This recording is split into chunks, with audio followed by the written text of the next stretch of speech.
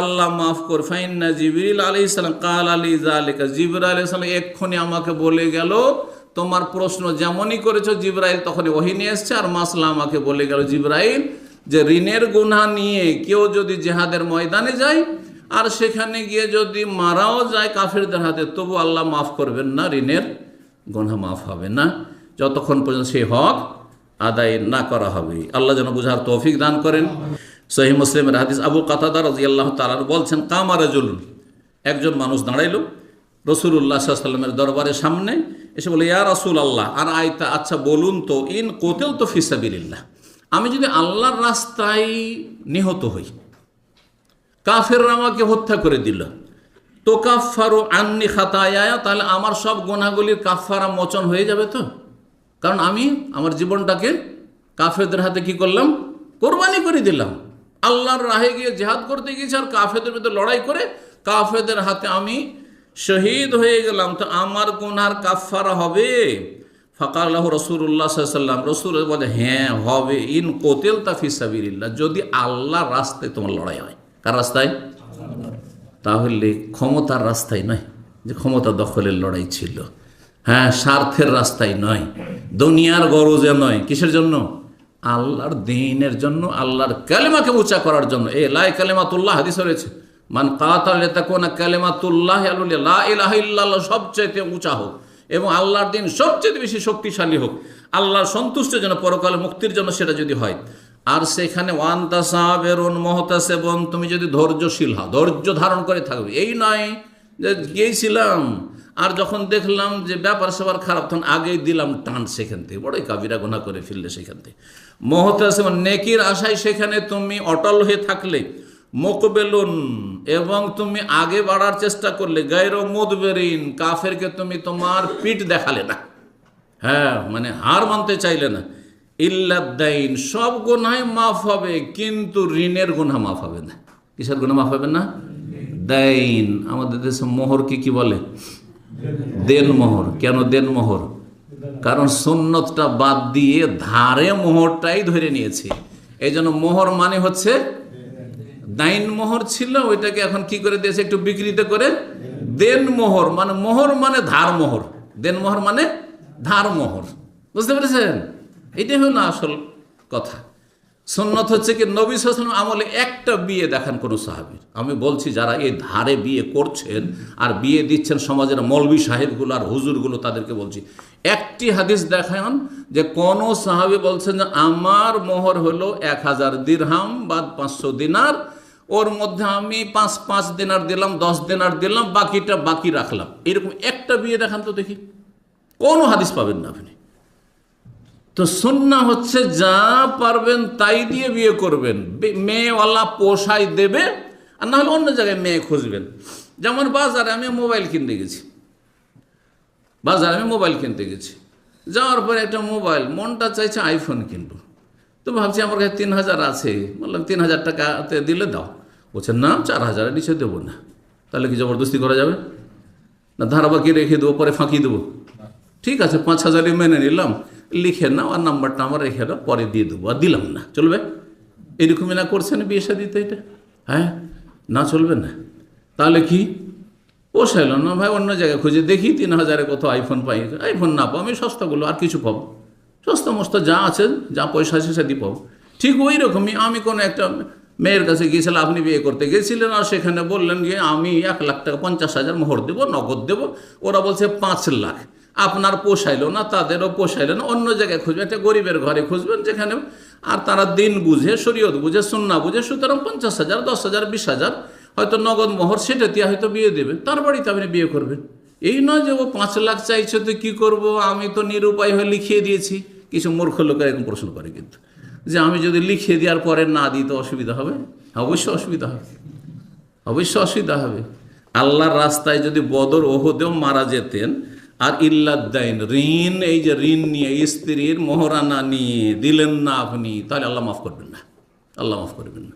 মানুষের টাকা পয়সা নিয়ে হঠাৎ মারা গেলেন, আপনি দিলেন না, আপনার স্ত্রীও দিলেন না, আপনার ছেলে মেয়ে দিলেন না, তারা ধন সম্পদ বাড়ি ঘর সব ভাগ বন্টন করে নিল, তাহলে আল্লাহ মাফ কর। ফাইন্না জিবরিল আলাইহিস সালাম কাল আলী যালিকা, জিবরাইল আলাইহিস সালাম এক্ষুনি আমাকে বলে গেল তোমার প্রশ্ন যেমনই করেছো জিবরাইল তখনই ওহী নিয়ে এসছে, আর মাসলা আমাকে বলে গেল জিবরাইল যে ঋণের গুনাহ নিয়ে কেউ যদি জিহাদের ময়দানে যায় আর সেখানে গিয়ে যদি মারাও যায় কাফেরদের হাতে, তবু আল্লাহ মাফ করবেন না, ঋণের গুনাহ মাফ হবে না যতক্ষণ পর্যন্ত সেই হক আদায় না করা হবে। আল্লাহ যেন বুঝার তৌফিক দান করেন।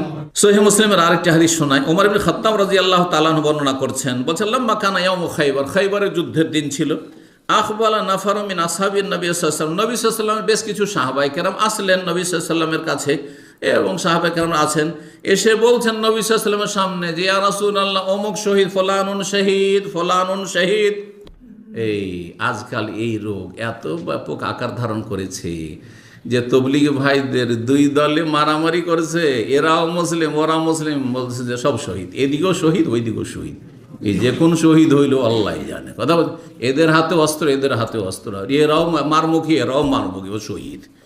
আর তারপরে দুনিয়ার ক্ষমতার জন্য যাচ্ছে মিছিল করতে, লড়াই করতে, মারামারি করতে, আর তারপরে বলছে মারা গেছে এগুলো আমার শহীদ শহীদ শহীদ। কিসের শহীদ এগুলো?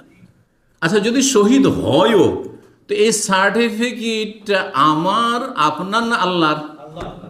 আল্লাহর সার্টিফিকেট আপনি আমি দিতে পারি?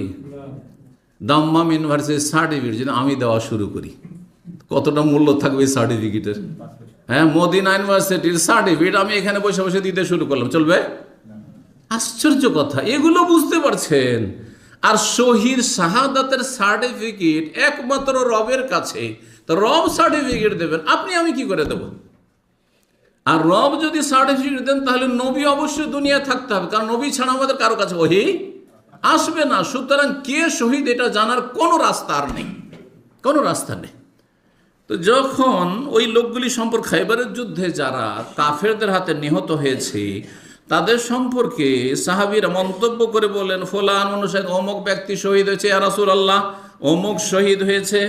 হাত্তা মাররু আলা রাজুলিন, আর একজনের পাশে গিয়ে বলছে যে ফুলান শহীদ, অমুকও শহীদ হয়েছে ইয়া রাসূলুল্লাহ, অমুক শহীদ হয়েছে। নবী সাল্লাল্লাহু আলাইহি ওয়াসাল্লাম বললেন, কাল্লা, কোশ্চিন কালেও না, তোমরা যে শহীদ শহীদ বলছো কখনো না। ইন্নী রাআইতুহু ফিন্নার, আমি ওকে জাহান্নামে দেখলাম। তোমরা শহীদ বলছো আর আমি ওকে জাহান্নামে দেখলাম। আর একটা হাদিস রয়েছে, যখন সাহাবীরা বললেন অমুক শহীদ অমুক শহীদ, তখন নবী সাল্লাল্লাহু আলাইহি ওয়া সাল্লাম, ওমা ইউদরিক, তুমি জানলে কি করে? তুমি জানলে কি করে যে ও শহীদ? তোমার কাছে কোন জায়গা আছে, কোন জায়গা থেকে খবর আসলো? জিবরাইল এসেছে, আল্লাহর খবর এসছে, কি করে জানলে এই সার্টিফিকেটের কথা? তো বলছেন যে নবী সাল্লাল্লাহু আলাইহি ওয়াসাল্লাম বলছেন, কোশ্চিন কালেও সে শহীদ নয়, শহীদ হলে তো জান্নাতি হইতো।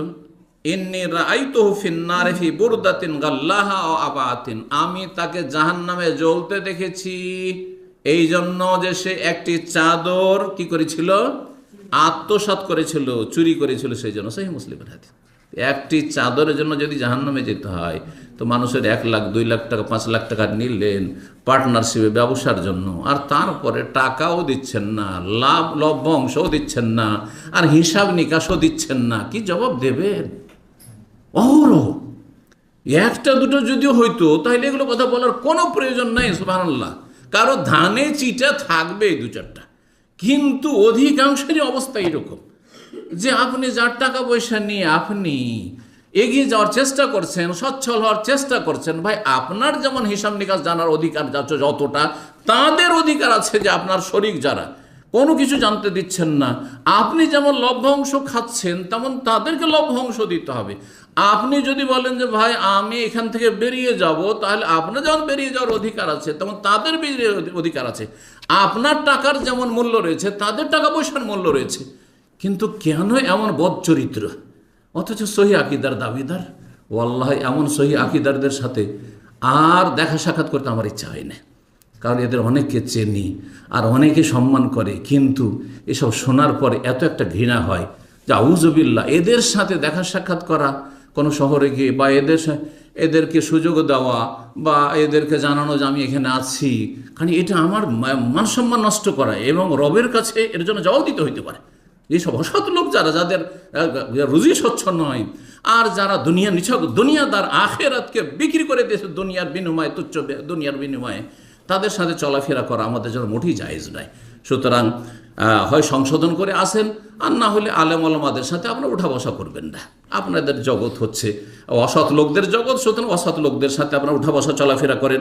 ভালো মানুষকে আপনারা আপনার কালারিং করবেন না, কারণ ভালো মানুষের সাথে আপনার উঠা বসা মানে অন্যরা ভাববে যে এদের সাথে শাইখেরা আবার উঠা বসা করছে, শাইখেরা এদের সাথে চলাফেরা করছে, একসাথে খাওয়া দাওয়া করছে, আবার এদের দাওয়াত নিচ্ছে, আবার এরা টাকা পয়সা বেইমানি করছে। আউযু বিল্লাহি মিনাশ শাইতানির রাজিম। আল্লাহ এদের অনিষ্ট থেকে রক্ষা করুন, হেদায়াত দান করুন রব্বুল আলামিন।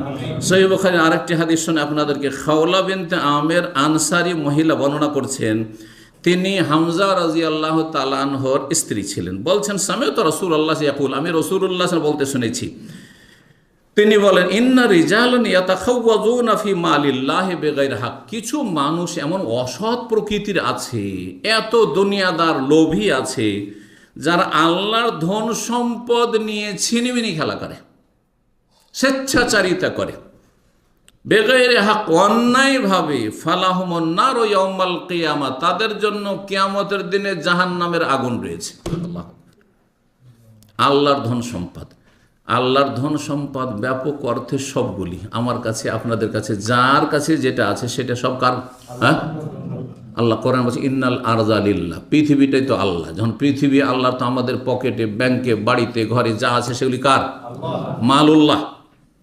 কিন্তু বিশেষভাবে এই হাদিস সরকারি ধন সম্পদ, রাষ্ট্রীয় সম্পদ, জাতীয় সম্পদ, এইরকমই যে কোনো সংগঠনের যে অর্থ সম্পদ রয়েছে, অথবা কোনো সমাজের, আমাদের দেশের সমাজ আছে, আবার ওই সর্দার মণ্ডলের সমাজ আছে না নেই, আর সেখানে আপনার ওই ফিতরা জমা হচ্ছে, সেখানে আপনার ওই চামড়ার পয়সা জমা হচ্ছে, তো ওখানে তারপরে মাদ্রাসাওয়ালাদের, মাদ্রাসা যিনি মুহতামিম দায়িত্বশীলরা রয়েছেন, তাদের কাছে টাকা পয়সা নামানো যাচ্ছে, তাদের ব্যক্তিগত অ্যাকাউন্টে পর্যন্ত যাচ্ছে, আর মাদ্রাসার অ্যাকাউন্টে যাচ্ছে, আর তারা তাতে স্বেচ্ছাচারিতা করছে।